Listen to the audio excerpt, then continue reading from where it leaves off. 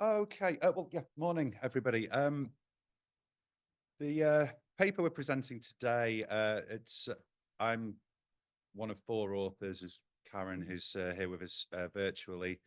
Um, Also, Julie Valentin, Université de Paris, Paris-Sorbonne, and Francois Xavier Devetter from the University of Lille. Um, so yeah, I mean, and the focus of the paper is on it's quite long established question in which we can trace back to transaction economics on buying or making, but it's on buying or making decent work and varieties of insourcing public services and attempts to bring public services that had once been privatized back in house. So,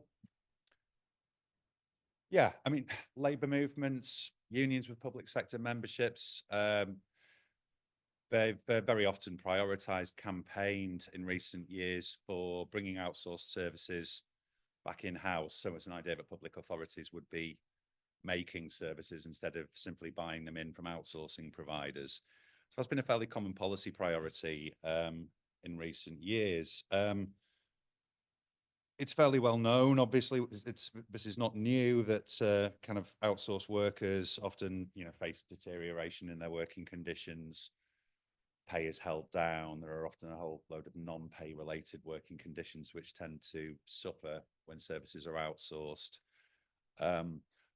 So in policy terms, I suppose bringing services back in-house, insourcing, bringing workers back under the various rules and standards which typically govern direct public sector employment. I mean, this is seen as, as a reasonably effective and relatively straightforward way of kind of raising pay levels, improving issues relating to working time, work scheduling, and so forth, improving levels of worker voice.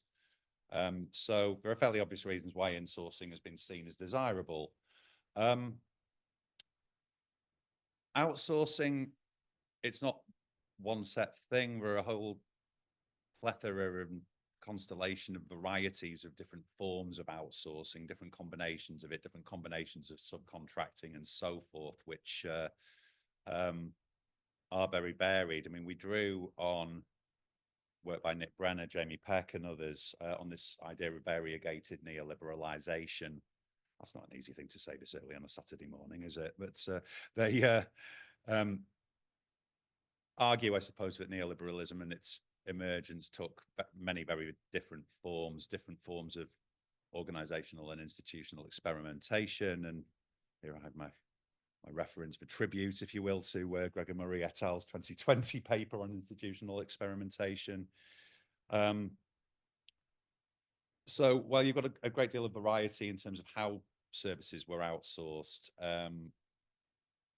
similarly, any kind of attempt to reverse that, I suppose. I mean, there's a huge amount of variety in terms of that, ranging from insourcing to other kind of more partial and often fragmented processes of what you might call demarketization.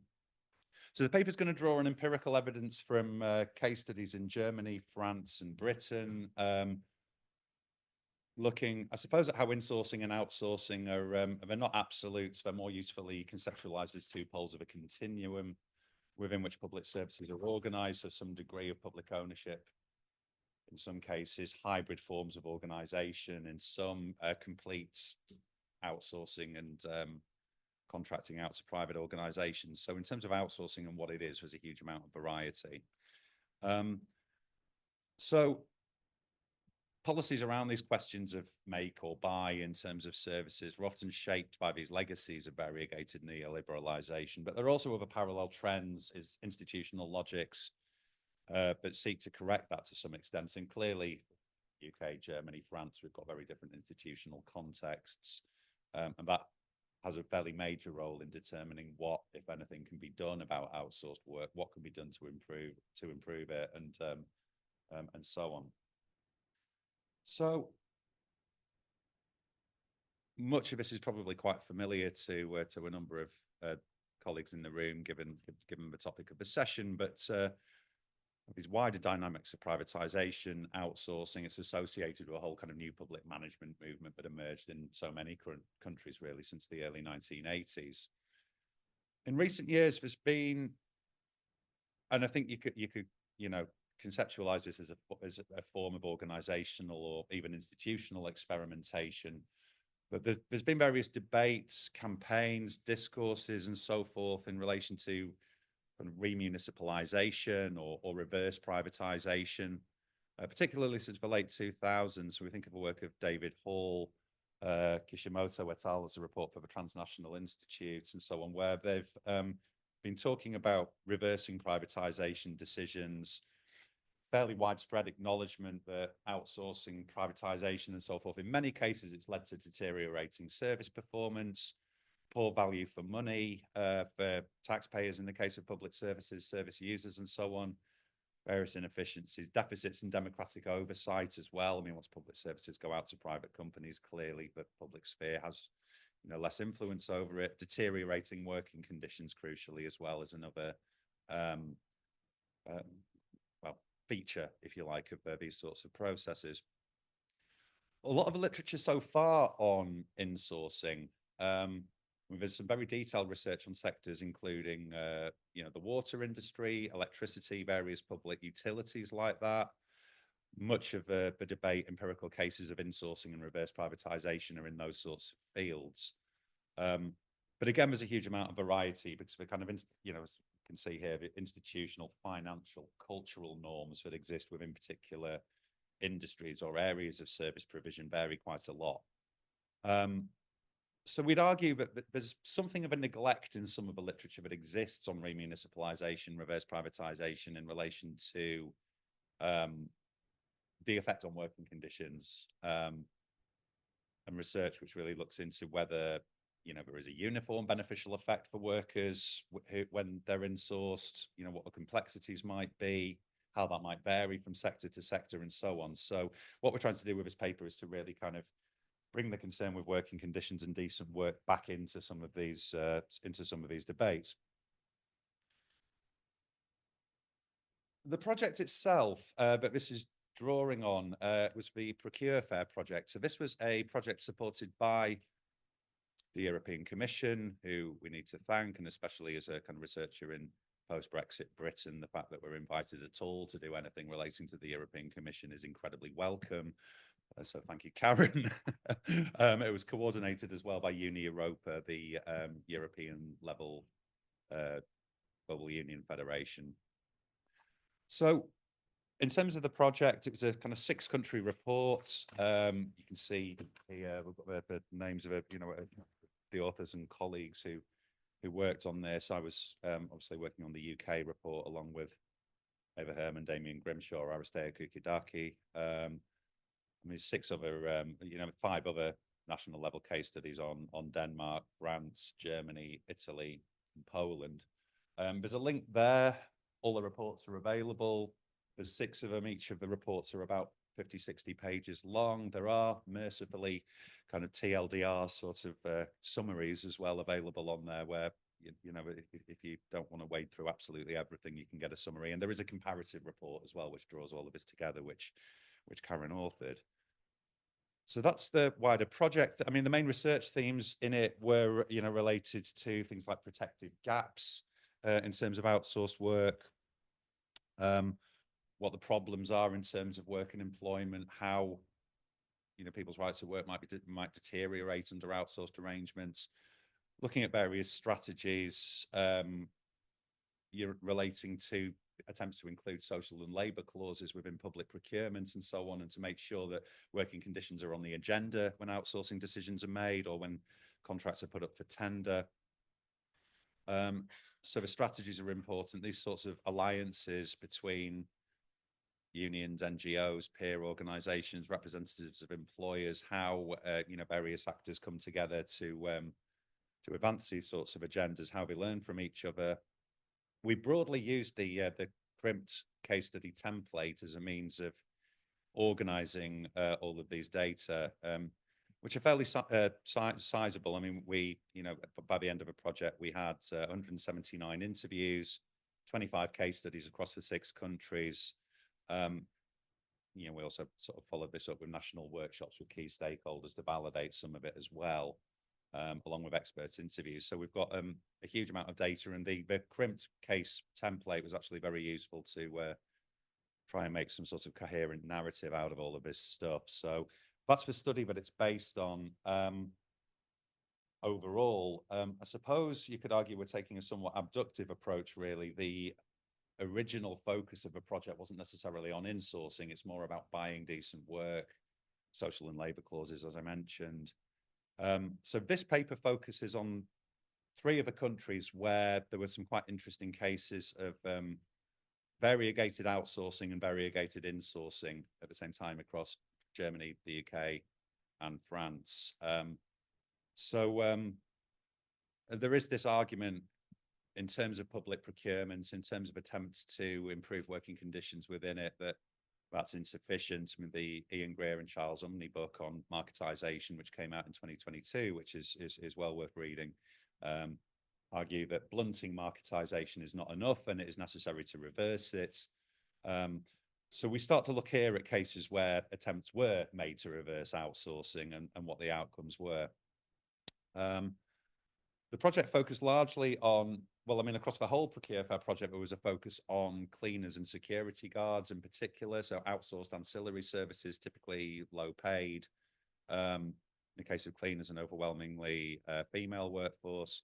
Security guards have very particular employment relationships, which often include long hours and a whole range of tensions in terms of client organizations, customers or the public, or however you would like to frame it. So we use 3 case studies in this. Now, these are, in the French case, this is MUSEM, the Museum of European and Mediterranean Cultures in Marseille, with the second case for German cases in Dusseldorf, in the case of local government there. Because we have, in the UK, we have less licentious ethical approval processes, so we have to anonymise absolutely everything at pain of death. So Scotland City Council, we have to call it, which is far from ideal. If people know much about this stuff, they can probably work out where it is, but please don't tell the ethics committee.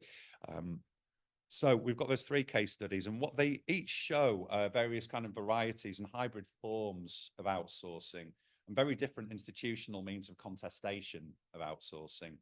And different means and capacity for affecting change in relation to outsourcing. So varying levels of union influence, very different regulatory contexts, and also very different economic constraints as well, which impact on it all.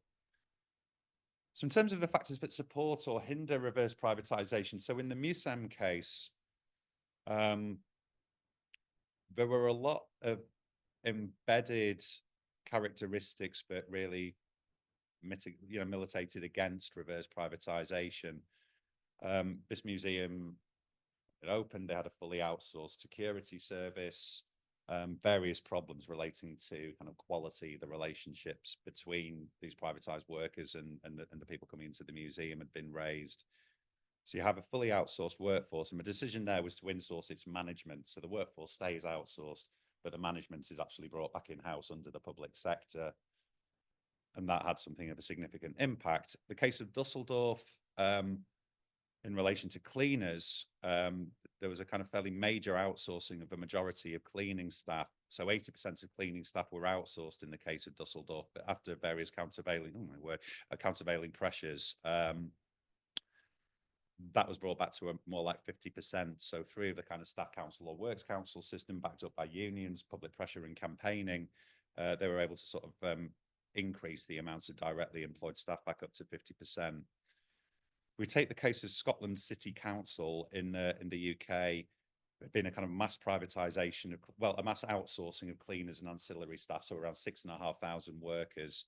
It was a long process. They were outsourced in about 2005, but after a long process of kind of legal campaigning, political lobbying, and ultimately a 2 or 3 day equal pay strike across the city, which was very widespread and significant. Ultimately, it ended up being brought back in-house, but under this outsourced arm's length organization, employment conditions had, deteriorated considerably, and some sort of quite stark differences in terms of, equal pay related issues started to emerge. In terms of the pressures driving it, in the MUSEM case, it was very much an issue of service quality which was kind of motivating the insourcing of management and so on. But there were very strict rules in the French case in terms of an organisation like this not being allowed, essentially, because of various fiscal rules, to actually increase the numbers in its public sector workforce. In the German case, there was more progress, and the institutional mechanisms through works councils and so forth, allowed the staff council to assert their co-determination rights, to gain support from the mayor, to gain sort of public support as well, to a point where, they were able to really increase the number of in-house staff and to reverse the outsourcing decision for a large chunk of the staff involved. As I said, in the Scotland case, there was this 12-year legal campaign, a lot of political organising and so on, and the local kind of Labour Party, and indeed the unions, had not really valued this predominantly, female occupations, and had done very little to oppose it. So you've got various different pressures going on there. I think, just because I'm very, very pushed for time here, just have 1 minute just to try and make sense of it all. In terms of some of the outcomes of this, broadly speaking, you do see various benefits in terms of pay, employee voice, management processes and so forth, management relations locally, and quite a lot of positive impacts for the workers that were actually insourced. However, it's not straightforward. I mean, there were some negative spillover effects of insourcing on the remaining internal employees. So if we take the Dusseldorf case, for example, many workers were insourced, but it meant that they typically got to clean the sort of better and less complicated buildings, and the remaining outsourced workers ultimately, got what were perceived to be the worst jobs in the end. Very, very quickly. Insourcing is not straightforward. It's not a straightforward reversal of the outsourcing process. Simply just re-internalization and so forth doesn't necessarily answer all of these problems, because you go from a situation where you have low paid work in the outsourced sectors, workers might come back in-house, but then we're in sectors affected by austerity and so forth. So they still, in many cases, end up in low paid, poorly treated occupations. So I think what we're saying overall is that you need more consideration of decent work for both the directly employed workforce as well as the outsourced workers. So either in relation to insourcing or where public procurement and outsourcing continues to be the feature, in both cases, you really need to see improvements via unions, via basic legal minimum standards, by the inclusion of social and labour clauses, and a lot more work really is needed, regardless of whether a service stays insourced or outsourced or otherwise. So apologies, I've gone on slightly over time, but thank you very much for listening.